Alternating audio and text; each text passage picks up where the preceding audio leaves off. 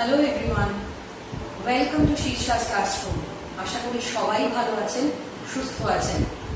আজকে যেমন বলেছিলাম সেন্টেন্স পার্ট 4 বা সেন্টেন্স লাস্ট পার্ট নিয়ে খুব শিগগিরই ফিরবো, চলে এসেছি।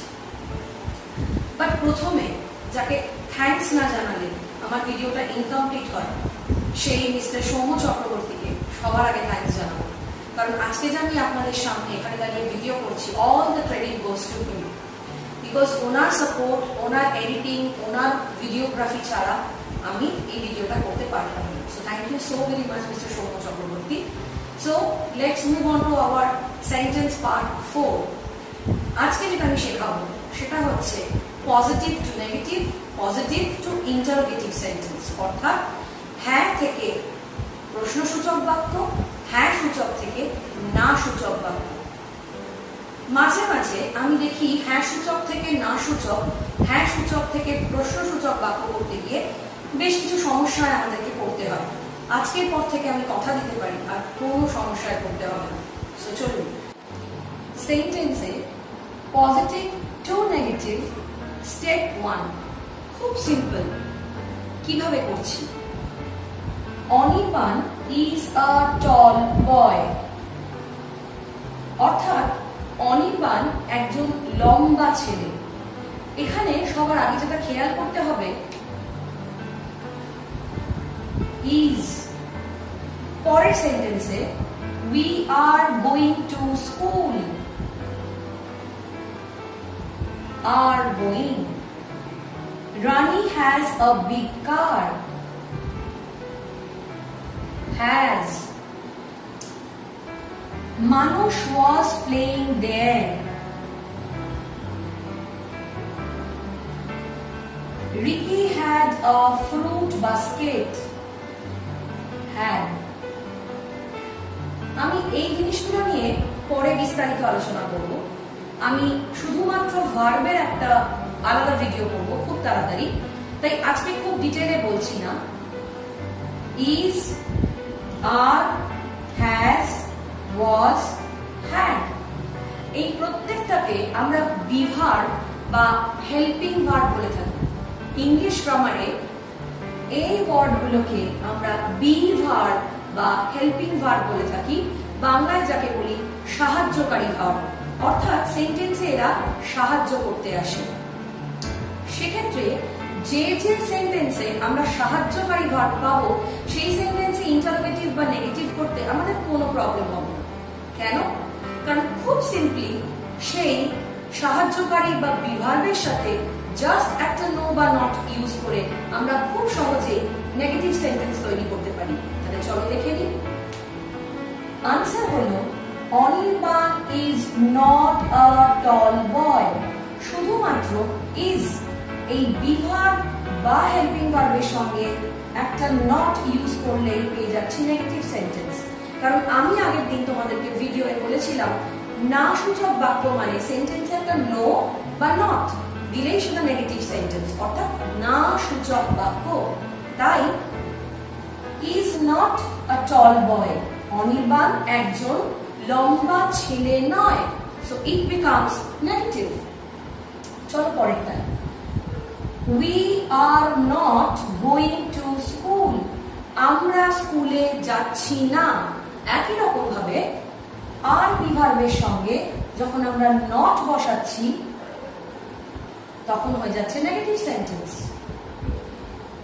হ্যাজ, হ্যাজ এর সঙ্গে আমরা ডাজ নট বসাতে পারি অথবা শুধু নট বসাতে পারি, যেটা খুশি। Rani does not has a big car. Rani has not a big car. দুটোই ঠিক।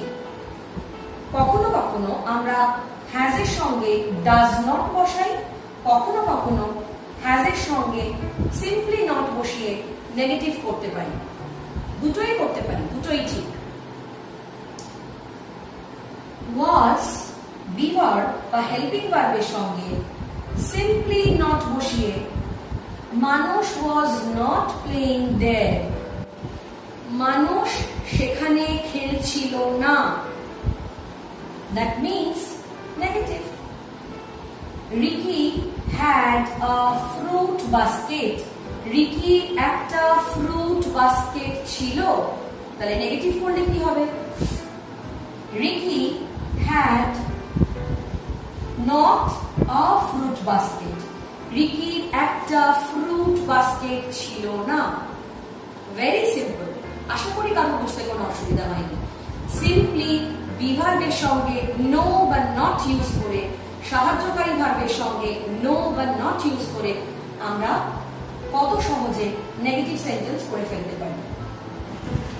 এবার positive to negative second part অর্থাৎ পার্ট 2 একটু ট্রিকি, কিন্তু মজার ছলে শিখবো আমরা।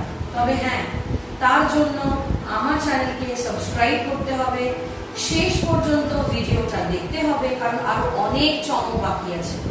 আর সাবস্ক্রাইব করার পর বেল আইকনকে প্রেস করতে হবে। এবং যাদের ভালো লাগবে, যাদের মনে হবে এটা কাজের লাগার video, please please please share my video. বন্ধু বান্ধব আত্মীয় স্বজন সবার মধ্যে শেয়ার করুন। Thank you so very much. আর হ্যাঁ, আরো যা যা দেখতে চান, আরো যা যা শিখতে চান, প্লিজ কমেন্ট বক্সে কমেন্ট করতে ভুলবেন না। তাহলে আমরা এগোই। এখানে একটা অদ্ভুত জিনিস লক্ষ্য করছি, কোথাও কোনো বি ভার্ব বা সাহায্যকারী ভার্ব তো নেই, যেমন am, is, are, was, were, has, have, had, shall, will, can, could, may, might, must, কিচ্ছু নেই। তাহলে কি করে করব? মজাটা আর কিচ্ছু না। যেখানে কোনো রকম বি ভার্ব বা সাহায্যকারী ভার্ব দেখতে পাবেন না, সেখানে স্ট্রেট চলে যাবেন বন্ধুর বাড়ি। বন্ধুর বাড়ি? আমি মজা করছি, সত্যি বন্ধুর বাড়ি। ডু নামক বন্ধুর বাড়ি। দ্যাট মিনস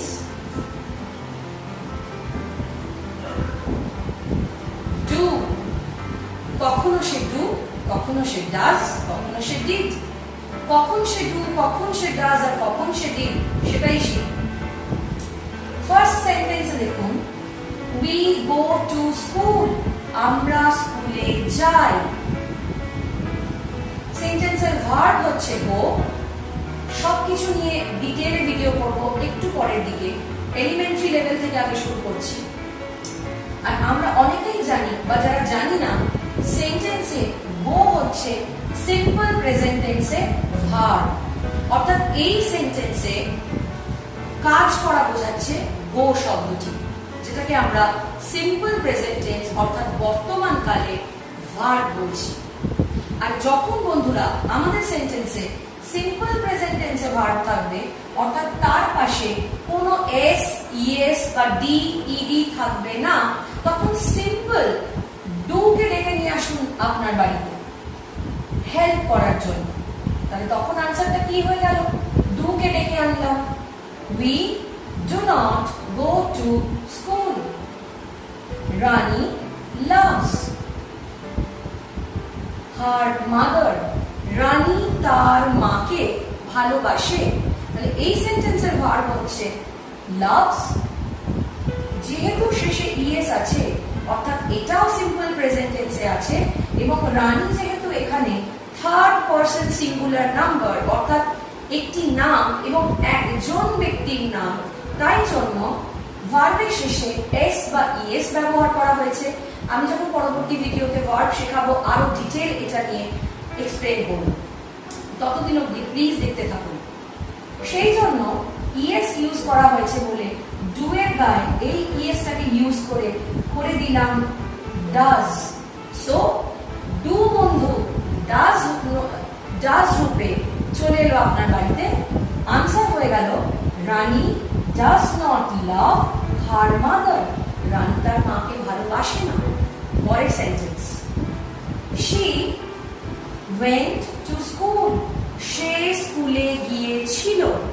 আমরা জানি যে সমস্ত ওয়ার্ডের পেছনে ছিল, ছিলাম, ছিলে এই ধরনের শব্দ থাকে বা এই ধরনের লেখা থাকে, সেই ওয়ার্ডকে আমরা বলি সিম্পল পাস্ট টেন্স। অর্থাৎ এইখানে ভার্ব অর্থাৎ went, এটি একটি সিম্পল পাস্ট টেন্সের ভার্ব।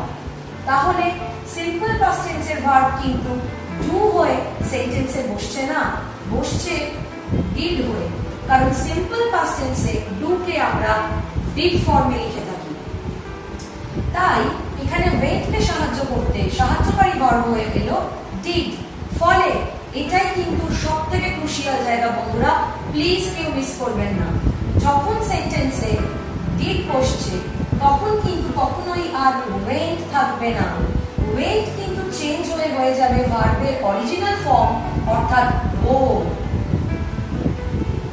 খুব ভালো করে খেয়াল করবেন। ঠিক সেরকম যে সেন্টেন্সে ইএস এর জন্য ডাজ আসছে সেই সেন্টেন্সের ভার্বে কিন্তু আর আনসারে ইএস বসছে না, অর্থাৎ লাভের গায়ে যে এসটা ছিল সেটা ডাজের সঙ্গে বসে যাচ্ছে, ওয়েন্টের সঙ্গে যে পাস্ট ফর্মটা ছিল সেটা টু এর সঙ্গে বসে ডিড হয়ে যাচ্ছে। ফলে ওয়েন্ট হয়ে যাচ্ছে গো, লাভস হয়ে যাচ্ছে লাভ। আশা করি কোনো অসুবিধা নেই। Next, the stars shine at night। আবার দেখুন এখানে শাইন এর পাশে না আছে কোনো এস বা ইএস, না আছে কোনো ডি বা ইডি। তার মানে আমি বুঝেই নেব যে এটা সিম্পল প্রেজেন্ট টেন্সে আছে। আর সিম্পল প্রেজেন্ট টেন্স হলে কি শিখিয়েছি? ডু ডু হিসেবেই বসবে। তাই ডু চলে এলো, আনসার হলো the stars do not shine at night। সাহায্যকারী ভার্ব। আর last sentence, Raghav ate a big plate of fruits yesterday।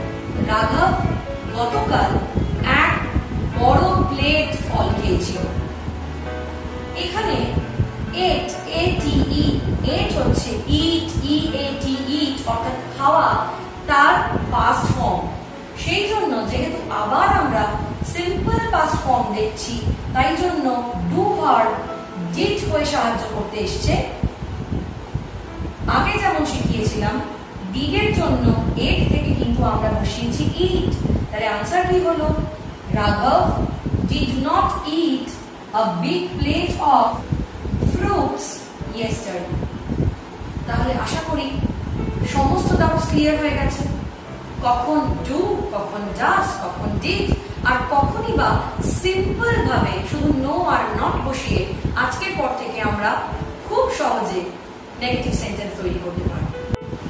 এবার বন্ধুরা চলে এসেছি পজিটিভ টু ইন্টারোগেটিভ সেন্টেন্স নিয়ে, অর্থাৎ হ্যাঁ সূচক বাক্য থেকে প্রশ্নসূচক বাক্য কিভাবে বানাবো। প্রথম sentence, Ruma is a student. The students are going to the park. Or he was a sportsman. Was they will go to the park tomorrow. Will একটু আগে এক্ষুনি শিখিয়েছি is, are, was, will, ঠিক সেরকম ভাবে they all are be verbs। এরা সবাই be verb বা সাহায্যকারী verb or helping verb। তাই যখন সেন্টেন্সে হেল্পিং ভার্ব থাকবে তখন ইন্টারোগেটিভ নেগেটিভ দুটো করাই খুব সহজ। জাস্ট সেই বিভার্বকে যদি আমরা সেন্টেন্সের প্রথমে বসিয়ে দিই এবং শেষে অবশ্যই একটা প্রশ্নবোধক চিহ্ন বা ইন্টারোগেশন মার্ক দিই তাহলেই সেন্টেন্সটা ইন্টারোগেটিভ সেন্টেন্সে কনভার্টেড হয়ে যাবে। চলো দেখে নিই। Ruma is a student. Ruma হয় একজন student. Is Ruma a student question mark. দেখো ইজটা জাস্ট সামনে করে দিয়েছি, লাস্টে একটা কোয়েশ্চেন মার্ক দিয়েছি বা ইন্টারোগেশন মার্ক দিয়েছি। আর আমার প্রশ্ন হয়ে গেছে রুমা কি একজন স্টুডেন্ট, রুমা কি একজন ছাত্র? ঠিক সেরকম ভাবে the students are going to the park. Are the students going to the park? ছাত্ররা কি পার্কে যাচ্ছে? একই রকম ভাবে আর বিভার্বকে সামনে করে দিয়েছি, তারপরে সাবজেক্টকে লিখেছি, তারপরে principal verb to the park, object বসিয়ে দিয়েছি, হয়ে গেছে ইন্টারোগেটিভ। হি ওয়াজ আ স্পোর্টসম্যান। ঠিক একই রকম ভাবে বিভার্ব আগে, তারপরে সাবজেক্ট, তারপরে আর্টিকেল, তারপরে অবজেক্ট। সাবজেক্ট, অবজেক্ট, আর্টিকেল সমস্ত নিয়ে আমি পড়ে আসবো আরো বিস্তারিত ভিডিওস নিয়ে। So was he a sportsman? They will go to the park tomorrow, তারা আগামীকাল পার্কে যাবে। একই রকম ভাবে will সামনে চলে এলো, subject A, go principal verb, to the park tomorrow, object পরে বসিয়ে লাস্টে একটা কোয়েশ্চেন মার্ক দিলে হয়ে গেল ইন্টারোগেটিভ সেন্টেন্স। কিন্তু এখানেও নেগেটিভ সেন্টেন্সের মতো যদি কোনো বিভার না থাকে তাহলে কি করে করব, সেটাই তো মজা। চলো দেখে ইন্টারোগেটিভ সেন্টেন্সের একদম লাস্ট পার্টে এসে গেছি, তাই ভিডিওটা পুরো দেখতে হবে। আর আমার ভিডিও প্রিভিয়াস ভিডিওস যারা দেখতে চান ওপরের আই বাটনটা ক্লিক করলে আমার প্রিভিয়াস ভিডিওস দেখতে পেয়ে যাবেন। তাহলে চলে আসি, একই রকম ভাবে যখন আমার সেন্টেন্সে কোনো বিভার বা হেল্পিং ভার্ব নেই তখন আমি কিভাবে ইন্টারোগেটিভ করব। আগের নেগেটিভ সেন্টেন্সে আমি দেখিয়েছিলাম যখন বিভার থাকে না তখন ডু ফ্রেন্ডকে আনতে হয়, কিন্তু ডু ফ্রেন্ড সবসময় ডু হয়ে সব জায়গায় বসতে পারে না। আমি শিখিয়েছিলাম যখন সিম্পল প্রেজেন্ট টেন্সে আমরা ভার্বের শেষে এস বা ইএস যোগ করছি তখন সেটা ডাজ হচ্ছে, যখন আমরা সিম্পল পাস্ট টেন্সের ভার্বে ডি বা ইডি যুক্ত হয়ে ভার্বের পাস্ট ফর্ম বসছে তখন সেখানে আমরা ডিড ব্যবহার করছি। তাই দেখে নিই ফাইনালি কি হলো। মনীষা ড্রজ পিকচার, মনীষা পিকচার অর্থাৎ ছবি আঁকে। এখানে ভার্বের শেষে এস থাকার জন্য এবং ভার্ব সিম্পল প্রেজেন্ট টেন্সে থাকার জন্য আমি ডু এর জায়গায় ডাজ কে আনলাম এবং আনসার করলাম ডাজ মনীষা ড্র। তখন কিন্তু আর ড্রজ হলো না, কারণ এই এসটা অলরেডি আমি ডু এর সঙ্গে অ্যাড করে বসিয়ে দিয়েছি। তাই does Manisha draw picture question mark. আর বন্ধুরা কোয়েশ্চেন মার্ক বা ইন্টারোগেশন মার্ক ইন্টারোগেটিভ সেন্টেন্সে দিতেই হবে, এই ভুলটা যেন কারণ না হয়। The sun rises in the east, সূর্য পূর্ব দিকে ওঠে। এগেইন ভার্বের শেষে ইএস, তাই ডু এর জায়গায় does, does the sun rises এর জায়গায় rise, in the east question mark. Next আসছি দ্য বয়েজ প্লে ক্রিকেট, ছেলেরা ক্রিকেট খেলে। এবার দেখছি এর পাশে প্লে এর পাশে না এস না ইএস না ডি না ইডি কিছুই নেই, তাহলে সিম্পল প্রেজেন্ট টেন্স। আর যেহেতু এস ইএস ডি ইডি কিছুই নেই তাই সিম্পলি ডু চলে আসবে। So the answer will be do the boy play cricket, ছেলেরা কি ক্রিকেট খেলে কোয়েশ্চেন মার্ক। আর আজকের লাস্ট সেন্টেন্স, রবিন এট পেস্ট্রি ইয়েস্টারডে। এট এক্ষুনি বলেছিলাম সিম্পল প্রেজেন্ট টেন্স আর সিম্পল পাস্ট টেন্স এটা কিন্তু ভার্বের সিম্পল পাস্ট ফর্মে আছে, সেই জন্য আমরা ডু এর জায়গায় ডিড বসালাম, ডু কে ডিডে কনভার্ট করলাম। তার পাশাপাশি এট এর জন্য ইট আনলাম, কারণ আমরা ডিড বসিয়ে সেন্টেন্সে কখনোই আর সিম্পল পাস্ট টেন্স ইউজ করতে পারবো না। তাই আনসার হবে did Robin eat pastry yesterday question mark. আশা করি সবার সব ডাউট ক্লিয়ার হয়ে গেছে। এরকমই খুব সুন্দর সুন্দর প্রত্যেকটা টপিকের উপর ভিডিও নিয়ে আমি খুব তাড়াতাড়ি আসছি। আমি শীর্ষা, প্লিজ আমার চ্যানেলকে সাবস্ক্রাইব করুন, শেয়ার করুন, বেল আইকনকে প্রেস করতে ভুলবেন না। আর আমার প্রিভিয়াস ভিডিওগুলো দেখতে গেলে আই বাটনে ক্লিক করতে ভুলবেন না। যদি আরো কিছু জানতে চাওয়ার থাকে, আরো কিছু বলার থাকে তাহলে কমেন্ট করতে ভুলবেন না। Thank you friends, thank you very much.